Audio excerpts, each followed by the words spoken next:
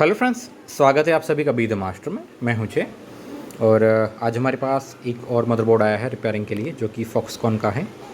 इसमें इशू ये है कि ये पावर ऑन नॉट डिस्प्ले है और इसकी कंडीशन बहुत ही ज़्यादा ख़राब थी। लेकिन मैंने सबसे पहले इसको क्लीन कर दिया, क्योंकि पुराना बोर्ड है तो आप समझ सकते हो कि मैं डस्टिंग कितना होगा।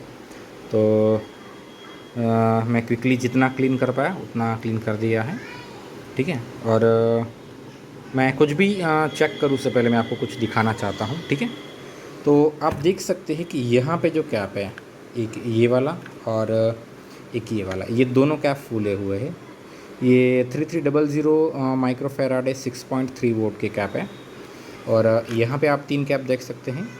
ये 4 वोल्ट और अप्रॉक्स 680 माइक्रोफेराडे के हैं, ठीक है। तो 99.99% केस में इस मदरबोर्ड में जो पावर ऑन नो डिस्प्ले का इशू है वो इन 5 कैपेसिटर की वजह से ही हो रहा है, ठीक है। तो अगर हम इन 5 कैप को चेंज करेंगे तो ये हमारा बोर्ड पावर ऑन और डिस्प्ले वाला हो जाएगा। कस्टमर के पास 2 से 3 रैम है, तो उन्होंने ऑलरेडी चेक कर लिया है कि भाई इसमें रैम का इशू नहीं है, ठीक है। और मैंने पोस्ट दी बुक कार्ड में कोडिंग भी देख लिया, 00 कोडिंग आ रहा है।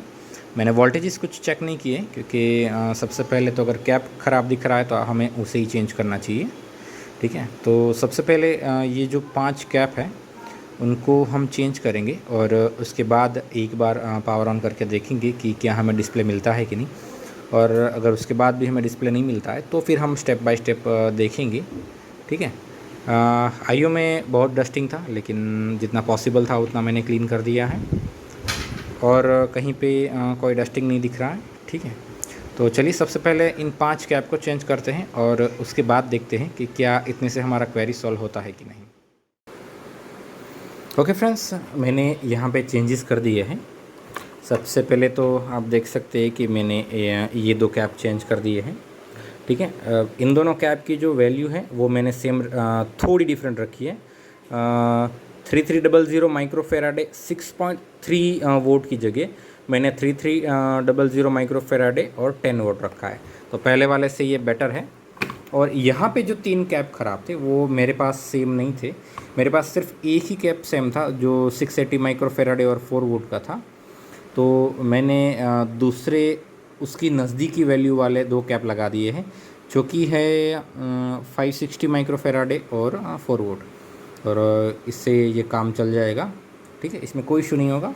और जो हमने निकाला है वो मैं आपको दिखा देता हूँ कि हमने यहाँ पे ये निकाला है 3300 माइक्रोफेराडे 6.3 वोल्ट के मैंने 2 कैप निकाले हैं, ठीक है। उसकी जगह सेम 3300 माइक्रोफेराडे, लेकिन 6.3 वोल्ट की जगह मैंने 10 वोल्ट यूज़ किए, क्योंकि मेरे पास 6.3 वोल्ट है नहीं और शायद ये मार्केट में मिलते भी नहीं है। मैंने कई बार ट्राई की कि एग्जैक्ट ढूंढूँ, लेकिन 6.3 वोल्ट से 10 वोल्ट हमेशा बेटर है, तो इसको एक इग्नोर करते हैं। फिर चलते हैं यहाँ पे। तो आप देख सकते हैं ये 680 माइक्रोफेराडे और 4 वोल्ट का कैप है, ठीक है। तो ऐसे 3 कैप हैं, लेकिन मेरे पास सेम वैल्यू का सिर्फ एक ही कैप था, तो एक मैंने सेम वैल्यू का लगाया और जो बाकी 2 हैं वो मैंने 4 वोल्ट और 560 माइक्रोफेराडे के लगाया है, ठीक है। तो इससे हमारा 99% काम बन जाना चाहिए। अगर नहीं बनता है तो फिर देखते हैं कि इसमें क्या इशू है, क्योंकि जो पुराने बोर्ड आते हैं ना, ये 99% 865 मदरबोर्ड है। एक मिनट रुकिए, मैं रिकन्फर्म कर लेता हूँ। जी हाँ, ये 865 बोर्ड ही है। आप देख सकते हैं कि यहाँ पे लिखा है 865G7MF, ठीक है। तो बहुत ही पुराना बोर्ड है, लेकिन ये CNC मशीन के अंदर चल रहा है। तो दिक्कत ये है कि इसके अंदर कुछ लाइसेंस सॉफ्टवेयर इंस्टॉल है और कस्टमर नया CPU यहाँ पे नहीं लगा सकता, क्योंकि वो मशीन सिर्फ पुराना CPU ही सपोर्ट करता है, 98 और XP वाला। और उसके अपर के जो सिस्टम आते हैं वो उस मशीन में सपोर्ट नहीं करते। उस मशीन का जो सॉफ्टवेयर है ना वो सपोर्ट नहीं करता स्पेशली, ठीक है। तो अगर कस्टमर सिस्टम अपग्रेड करेगा तो उसको वो मशीन का लाइसेंस सॉफ्टवेयर फिर से लेना पड़ेगा, जो कि बहुत ही ज़्यादा कॉस्टली होता है। तो जो इंडस्ट्रियल जोन है वहाँ से ऐसे बहुत ही बोर्ड रिपेयरिंग के लिए आते हैं, जो कि बहुत ही ज़्यादा पुराने हैं, ठीक है। कुछ लोग ये सोचते हैं कि भाई अब इतना पुराना बोर्ड रिपेयर करके क्या करेंगे, लेकिन कुछ लोगों के लिए यही बहुत ज़्यादा ज़रूरी है।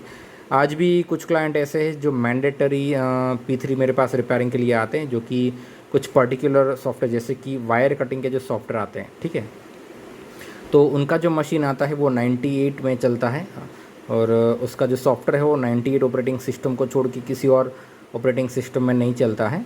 आप कैसे भी उसको यूज़ कर लो और उसका सॉफ्टवेयर जिस सिस्टम में रजिस्टर होता है वो उसी में चलता है, तो आप सिस्टम चेंज भी नहीं कर सकते।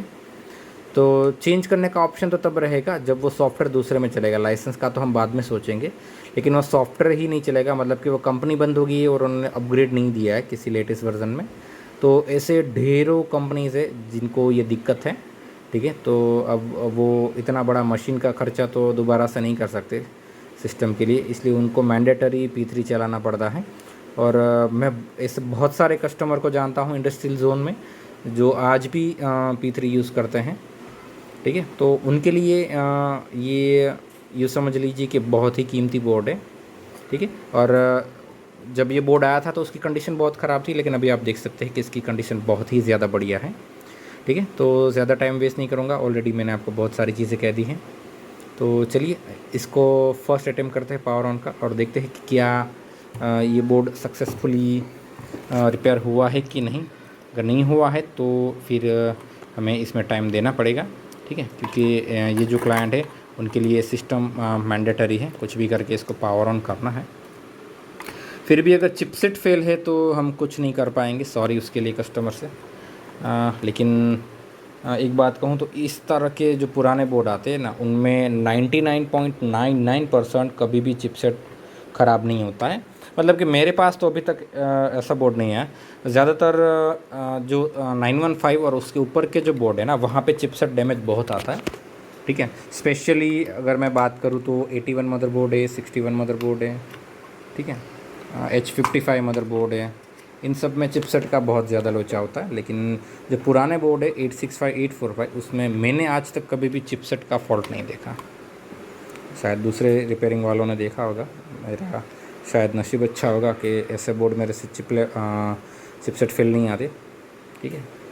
तो मैंने कनेक्शन दे दिया है, आप देख सकते हैं, लेकिन एक इम्पॉर्टेंट चीज़ लगाना भूल गया और वो है रैम।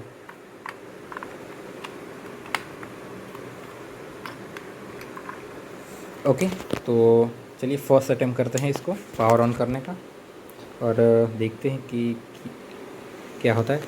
तो पावर ऑन हो गया है। तो पावर ऑन तो वैसे भी ये होता था, इश्यू हमारा है कि डिस्प्ले आना चाहिए, और आपने जो सिंगल बीप सुना वो डिस्प्ले का इंडिकेशन है और डिस्प्ले भी आ गया। आप स्क्रीन पे देख सकते हैं कि फॉक्सकॉन का मदरबोर्ड है, ठीक है। हमने ज़्यादा कुछ नहीं किया, सिर्फ और सिर्फ 5 कैपेसिटर चेंज किए हैं, ठीक है। मैं इसको एक बार बंद करके फिर से पावर ऑन करता हूँ। कभी कभार क्या होता है कि भाई कैप ख़राब हो जाते हैं फर्स्ट अटैम्प्ट में और फिर ये दोबारा से डिस्प्ले छोड़ देता है। इसमें एक और केस भी होता है कि जो कैप ख़राब हुआ है वो फिर से दोबारा ख़राब हो जाए। देखिए ये बंद हो गया, ओके, शायद ये ओवर हीट हो गया होगा। एक मिनट, यहाँ पे वेट रखते हैं और फिर चेक करते हैं। हाँ, डिस्प्ले आ गया। तो ये बोर्ड सक्सेसफुली रिपेयर हो चुका है, ठीक है। लेकिन ऐसे बोर्ड को आपको थोड़े टाइम के लिए ऑन करके रखना चाहिए, हो सकता है कि वो कैप फिर से ख़राब हो जाए, ठीक है। बाकी पुराने बोर्ड में कैपेसिटर ही ज़्यादातर ख़राब होते हैं, दूसरे कंपोनेंट बहुत ही कम होते हैं। तो आशा करता हूँ कि कुछ चीज़ें आपको इससे सीखने को मिली होगी। तो अगर आपने मेरे पुराने वीडियोस देखे तो आपको पता ही होगा कि मैं हमेशा रिकमेंड करता हूँ कि अगर आपके पास कोई बोर्ड रिपेयरिंग में आता है और उसके अंदर कैपेसिटर ख़राब है तो सबसे पहले आपको कैपेसिटर चेंज करना है, बाकी सब कुछ छोड़ दीजिए, ठीक है। कैपेसिटर चेंज करने के बाद आप चेक कीजिए कि शुरू होता है कि नहीं। अगर नहीं होता है तो फिर आप स्टेप बाय स्टेप जो इसकी पावर रेल है, वोल्टेज रेल है, उनको चेक कीजिए और जहाँ पे आपको फॉल्ट मिलता है उसको ठीक कीजिए। आशा करता हूँ कि इस वीडियो से आपको कुछ सीखने को मिला होगा और थैंक्स फॉर वॉचिंग।